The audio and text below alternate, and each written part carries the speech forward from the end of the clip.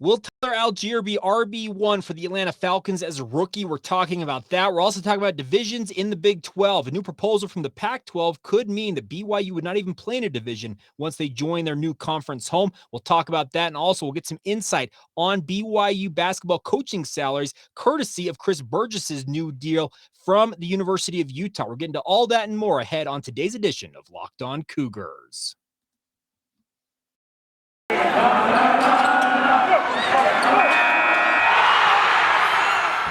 You are Locked On Cougars, your daily podcast on the BYU Cougars, part of the Locked On Podcast Network.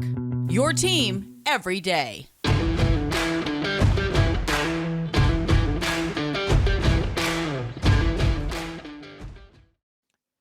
Welcome into Locked On Cougars. We are very proud to be part of the Locked On Podcast Network, where, of course, the motto is your team every day. And as such, this is your only daily podcast focused on the BYU Cougars. We are very happy to be on YouTube now. I'm just pointing right down here in the corner right at the start of the show. If you're just new, just checking these out for the first time on YouTube, hit that subscribe button. Rate, review, comment, like, share, do all that stuff that we always request and all your favorite YouTubers seem to request. Help us build this audience on YouTube. We're also free and available on all other podcasting platforms out there. By way of introduction, my name is Jake Hatch. I work for the Zone Sports Network in Salt Lake City, Utah. Been covering BYU football for over a decade now. I'm very excited to be with you guys talking all things Cougars on today's show. In my day job, I work with DJ and PK in the morning. If you listen to us on the Zone Sports Network, very much thank you for that support. But more importantly, this is your one-stop shop for all the BYU sports news you need to know about. So thank you for making us your first listen of the day. We are obviously on YouTube. We're also on social media. Follow the show on social media, Facebook, Instagram, and Twitter. Search out Locked On Cougars. My personal Twitter feed, if you want my thoughts on all things sports, search me out. I'm at Jacob C. Hatch. All right, let's dive on in today and talk some NFL draft notes. I meant to get to these on yesterday's show, but when BYU football kind of breaks news that they're hiring new staffers, decided, you know what, that's the hot topic. We'll hit on that. And we're circling back now to talk a little more NFL draft stuff. So I want to start off with one note here is that Tyler Allgeier, he is set up, folks. It sure looks this way, at least on paper, to be an impact player as a rookie for the Atlanta Falcons. Let me explain. Obviously, shortly after he was drafted in the 5th round by the Falcons, a lot of people looked at the depth chart. Cordero Patterson, who's a kind of a hybrid running back / wide receiver, officially listed as a wide receiver on the Falcons roster, led the franchise in rushing a year ago with just over 600 yards. Mike Davis, who was expected to come in and kind of be an impact guy for them, he had about 500 yards for the season. Well, guess what? That setup, it looked like Tyler Allgeier to maybe be the third down back, be the number 3 guy in that tandem, or that trio, excuse me. Well, now it's a tandem because Mike Davis was released on Monday. That opens the door for Tyler Allgeier to very much have a major impact as a rookie for the Atlanta Falcons. And I look forward to this. I think this is a big opportunity for him. Cordero Patterson is a very, very effective player. He's got top end speed, ability to take it to the house on any given play if given the opportunity to do so. But the one thing Cordero Patterson does not really have is the ability to punish a linebacker coming downhill on a 3rd and 2 when you need those 2 yards. Tyler Allgeier is compact. He's built like a rock, 5'11", 225 pounds, and he hits like a sledgehammer. That was my nickname for him all last year. I called him the sledgehammer, came up with that nickname, and there was a lot of people who said, well, it was the Thor's hammer punching out that ball against Arizona State. I said, you know what? That's actually a pretty good nickname. I'm going to call him the sledgehammer because he's compact, he's small, but he's mighty, because anybody who's used a sledgehammer, those bad boys pack a punch. So that's, I think, what Tyler Allgeier is set up to do here. He's essentially going to be looking at an opportunity to maybe be the top true running back, if you want to call it that, for the Falcons this coming season. I look forward to this. This is a huge opportunity for him. As I already talked about, Arthur Smith, the head coach for the Falcons, he runs the wide zone rushing scheme that BYU deploys on the field. Tyler Allgeier, it sure looks this way. He is set up to have what I think could be a very impactful rookie season if all goes according to plan. He's got to stay healthy, obviously, and he's got to obviously adapt to life in the NFL, but I've got no reason to think that he won't do that. Now, another note on another former Cougar getting a chance in the NFL is James Empey, and it sure looks like the Dallas Cowboys. Man, why did the Carolina Panthers stuck in my head? Is it because Brady Christensen? I don't know. But regardless, the Dallas Cowboys signed James Empey on an undrafted free agent deal shortly after the draft concluded on Saturday. Well, we found out that he is one of 15 players who got $100,000 or more in guarantees from the Dallas Cowboys. Just 15 guys in terms of the undrafted free agents out there got these type of deals. James Empey is one of them. He's going to get $110,000 according to Pro Football Talks Mike Florio. It's part of NBC Sports. $10,000 of that is going to be a signing bonus for signing the contract. And let me be very clear about one thing. What I have learned about undrafted free agency is if a team's going to guarantee you $100,000, they essentially expect you to make the roster. And you look at the depth chart. We did this on Monday's edition of the podcast. If you want to circle back and listen to it, James Empey is going to be competing with essentially 5 guys for the interior positions along the offensive line for the Dallas Cowboys. We also know James Empey is a thoroughbred center, started 41 games for the Cougars at that center spot. I believe he has got more than capable ability to be able to play both guard spots. Tyler Smith was the first-round pick for the Dallas Cowboys. He figures to slot in at one of those guard spots.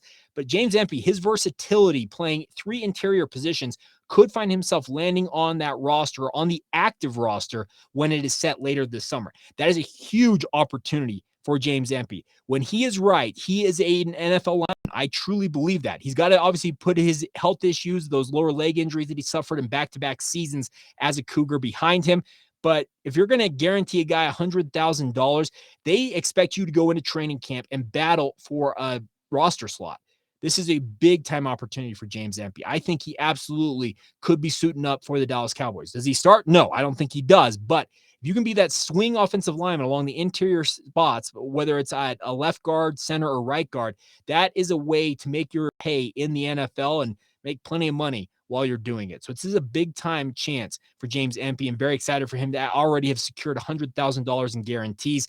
Harvey Long, he got a similar type deal from the New England Patriots. I think he got $130,000 when he came out, and he is still in the NFL today. So the team, speaking of Dallas, I think fully expects James Empey to make the active roster, giving him that money, and here's hoping that he can make good on that bet that they have made on him.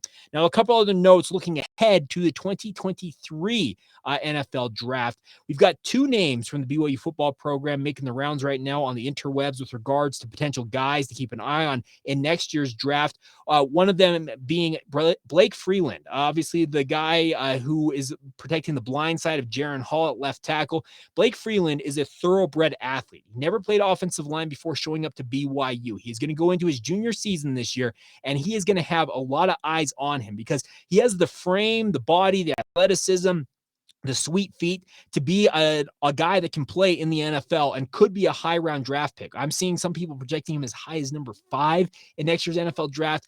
I think that's really high. It's some pretty lofty praise. But if he goes out and shows that he has refined his craft even more than he already has this coming fall, he could be an NFL draft pick next year. I'm of the opinion, though, if it doesn't necessarily go according to how he envisions it needs to go for him to declare for the NFL draft, he's still got time on his side. This is not a kid that went on a mission. He's not James Empey. James Empey's 25 years old.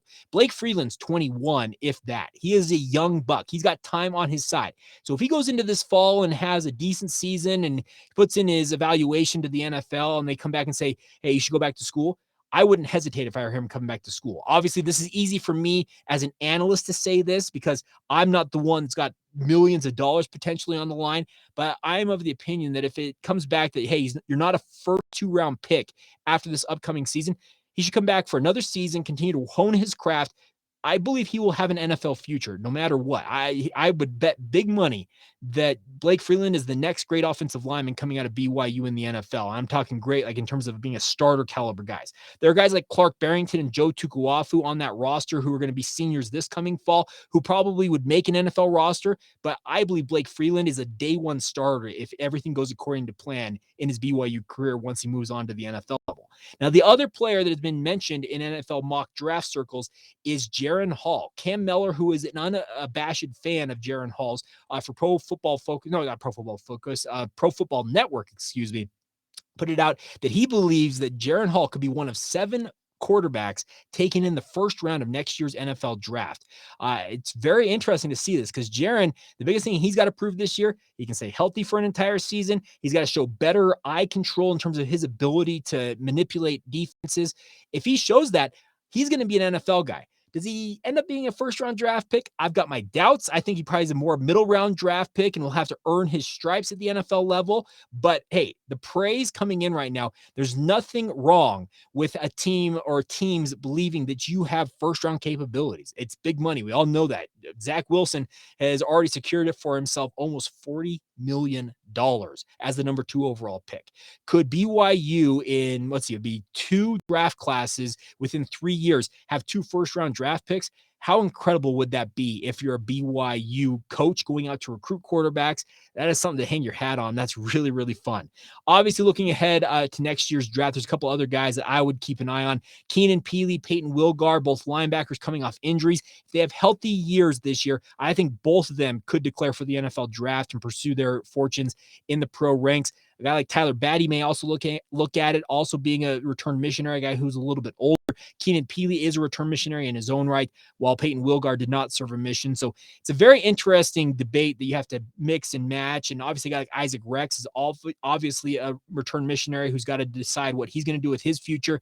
There is no shortage of potential pros on BYU's roster going into 2022 and the 2023 draft cycle. And should be an exciting year. And of course, we'll keep you updated regularly on anything that comes out with this, but some very interesting things going on with the Cougars. All right, coming up here in just a minute, we need to talk about divisions in the Big 12. It may be that BYU doesn't have to necessarily decide what division they're playing in or one that they will be assigned to play in, whether it's East, West, North, South, with the new Big 12. We'll explain what it means for BYU in this new proposal, actually coming from the Pac-12, that could affect the Big 12 moving forward. We'll get to all of that momentarily. Today's show is brought to you in part by our friends over at Built Bar. Summer is coming, and with summer, you're going to need some food on the go. I can promise you that. I'm going to need it. Built Bars are the perfect snack to take with you on your family vacations. Throw them in your bags, in your kids' backpacks. Make sure that everybody has at least one bar so you're fueled for your summer adventures. The best part about Built Bars, they're both healthy and delicious. It's not very often you can put that combo together. You can get healthy, you can get delicious,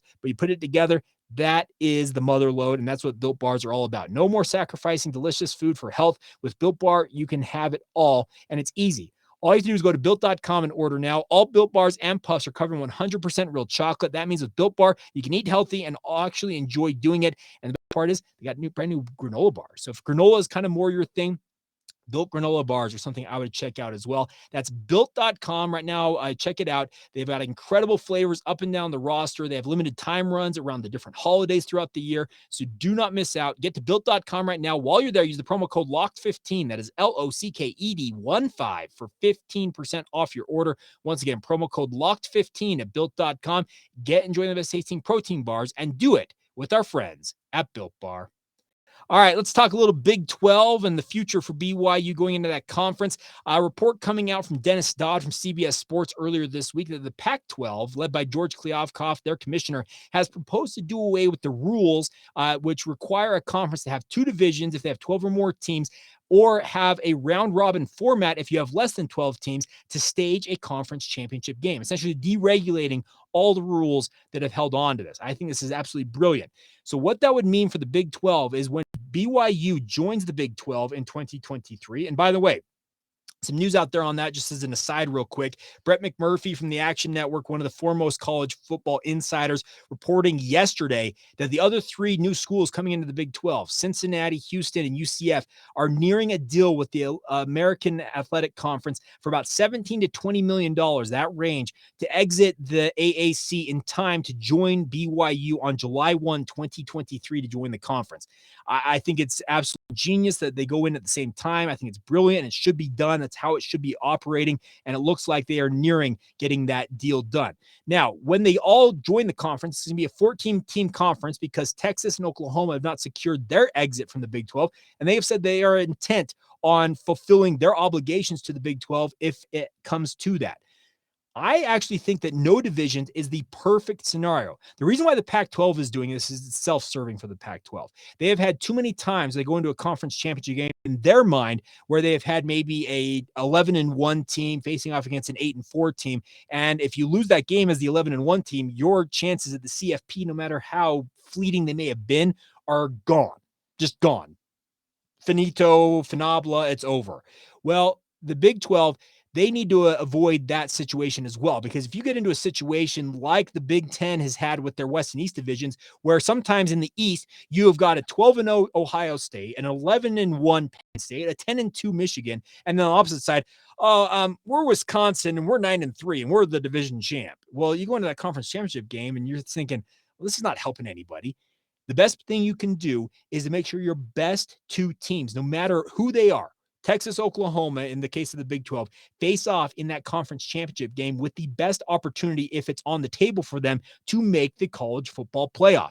Make it a thing. Make it as simple as possible for this to happen. I think this is absolutely brilliant. It sounds like it's got a broad appeal across the different conference commissioners, all 10 conferences, whether the G5 or the Power 5 level.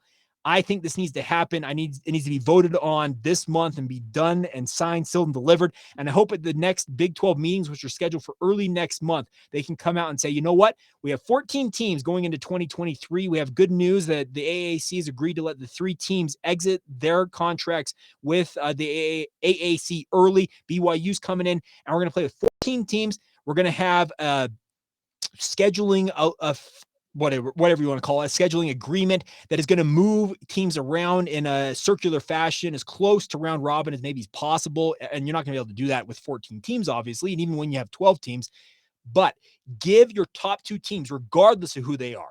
If you have a 12-0 team facing off against an 11-1 team, that's what you want. You want to avoid the dreaded scenario where potentially you have got a 12-0 team who has got, they're number 5 potentially in the CFP rankings under the current format. If they win, they likely move into a slot to play in the college football playoff, and then they're playing against a 7-5 team. And shocker of all shockers, that 7-5 team wins that game. That is just a disaster. That is obviously something these conference commissioners are very cognizant of, and they will be trying to avoid it if at all possible. So some very interesting times ahead, but I hope this passes because this is the perfect scenario. The way that the Big 12 is structured, you got teams in the East time zone, the Central time zone, and then BYU out here in the Mountain time zone across 3 time zones and spread 2,000 something miles across from Morgantown to Provo, all the way to UCF, all the way over to just avoid these divisions. It did not have a natural, clear delineation of north, south, east, west in my mind. I would be of the opinion that you play kind of a round robin format. You keep traditional rivals together. Obviously, the Kansas schools play against each other, the Oklahoma schools and Bedlam. Texas gets their shot at whoever they want, whether it's Texas Tech, TCU, Houston, whatever. BYU can go out and start to build their rivalry with Baylor a little bit more annually. I'd keep that as an annual game. That kind of be, I think, the built-in rivalry I would envision for BYU. Teams are going to want to go to Florida to play UCF every so often. Teams will want to get Texas as much as possible for recruiting. This is the perfect scenario for the Big 12, in my opinion, and it should be something that they absolutely push for, they vote for, and obviously work with as they begin the new era of Big 12 football in 2023 and beyond. All right, coming up here in a moment, let's talk about another one of the greats in BYU football history, a wide receiver who's got one of the more electric plays in the Holy Wars history. We'll talk about that, and also some news on Chris Burgess. His contract, does it mean that BYU basketball needs to have a quote-unquote unprecedented investment into their program? We'll get to all that here in just a second. Today's episode of Locked On Cougars, though, is brought to you by our friends over at Rock Auto. With the ever-increasing numbers of makes and models of all vehicles, it's now impossible for your local chain auto parts store to stock all the parts you need. Go and check out Rock Auto. They got every part under the sun. I mean that sincerely. I have used them multiple times.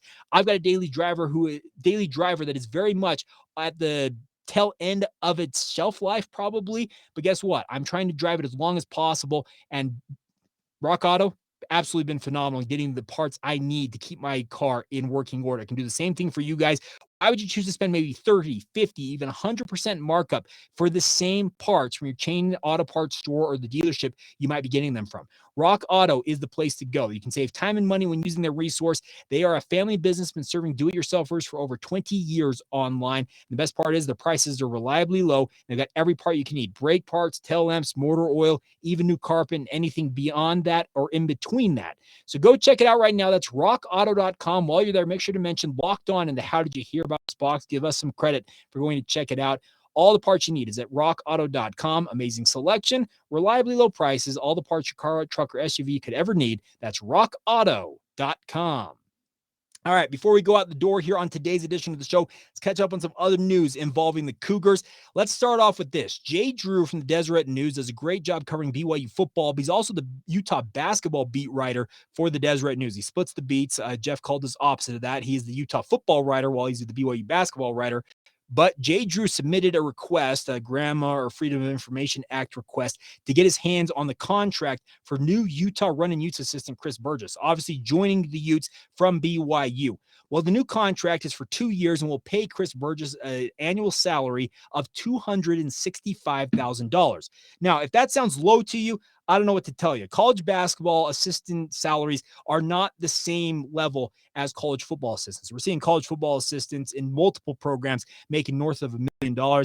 It's just not that way in college hoops. So $265,000 is a good chunk of change, especially considering Jay Drew quoted this. A source told him that Chris Burgess is making $130,000 as an assistant coach under Mark Pope at BYU. So he has more than doubled his salary at the University of Utah.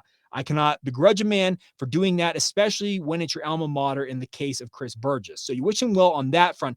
But that brings me to an interesting conversation point, because the number Jay Drew quoted, 130,000, actually falls in line with what I have heard about BYU's basketball assistant coaches. I have heard that they have made somewhere between 100,000 and 150,000, maybe a bit more than that based on longevity, that type of stuff, but it's never been north of $200,000. We have talked a lot about BYU football investing into their program at an unprecedented level. We talked about that yesterday with the new staffers coming on to Kalani Sitake's off-field, behind-the-scenes staff. Well, maybe BYU needs to look at their basketball program a little closer and maybe consider paying more. I had somebody mention to me that BYU should go chase Barrett Peary for their open assistant job. Barrett Peary is the lead assistant at Texas Tech University. And if I'm not mistaken, he is making somewhere around $500,000 as lead assistant at Texas Tech, who is a new compatriot of BYU's in the Big 12. Will BYU ever pay that type of coin? Highly doubt it. I don't think BYU's assistant coaches will ever in basketball be making $500,000. What do I know? Maybe they will at some point. Maybe some big-pocketed booster wants to really pump some money into the program, but I just don't see that happening. But I believe that BYU could pay $200,000 for assistants, and they may have to start looking at that if they want to retain the folks, similar to what Kalani Sitake has talked about in the past with his football assistant coaches. He wants the best guys around him to give him the best chance to succeed. Mark Pope is no different. He loses Chris Burgess for doubling his salary. You would think that BYU probably could have been a little more competitive in terms of maybe matching salary or getting at least close to it. Chris Burgess' situation is a little unique considering Utah is his alma mater, so you can't begrudge him for saying, you know what, I'm going home. I'm going to join the program that I rose to prominence with, that type of stuff. Okay, that's fine. But if another assistant situation pops up, let's say Nick Robinson all of a sudden is looking at a job where maybe he can make $200,000 with a new program, or Cody Feger, the other assistant under Mark Pope, he's looking at maybe a $250,000 a year job. They'd be dumb not to jump at that. But BYU, they want to retain high-level assistants in basketball, just like football. They've got to pay more than they are paying currently. If those numbers hold true, and I've got no reason to doubt Jay's sources because I've talked to enough folks who are familiar with salaries at BYU who say that pay range, the $130,000, it falls right in line with what I have been told about BYU assistant coaches in the basketball realm. You got to increase that. And I think BYU, as more money kind of flows in from the Big 12, they hopefully will look a little closer at what they can do to remain competitive in that realm and hopefully help Mark Pope continue to build the basketball program around that. But hey, congratulations. It's really cool to see salary doubled if you're Chris Burgess. Like I said, he's going home to coach the Utes. And I know that this is a BYU-centric podcast, but you can't begrudge a guy who really is a lifer with the Utes. He played, obviously, at Duke for a time, spurned BYU. We all know that backstory. but Utah is where he played, was a very good player, and he's going home. So you wish him well, and congrats to him on doubling his salary along the way. Got a 2-year contract. It's very, very cool to see him getting that opportunity. One other basketball note before we go here is that Creighton and BYU was a game that we all expected to take place. It is going to be a neutral site game December 10th in Las Vegas. The venue, times, all that stuff will come in coming months. But hey, Creighton's going to be a top 10 team. They recently got Frederick King to sign with them, who BYU is a finalist for. Some fun storylines going into that one. If you want to get down to Sin City in mid-December, December 10th, before bowl season really gets going and after the college football season is wrapped up, it's actually a really nice sweet spot to maybe make a quick trip down to Las Vegas and watch the Cougars and the Blue Jays square off down there. Maybe there's a million different gyms they could play at. Who knows where they ultimately play the game, but should be a fun thing. December 10th. So set your calendars, your alerts, whatever you need to do to make sure you're apprised of that. Now, finally, before we go on today's show, need to talk about another player in our top 50 countdown. Today, we flip back over to what we're calling the old timers, the all-time players outside of the independent era for BYU. And today we talk about number 44 on that list.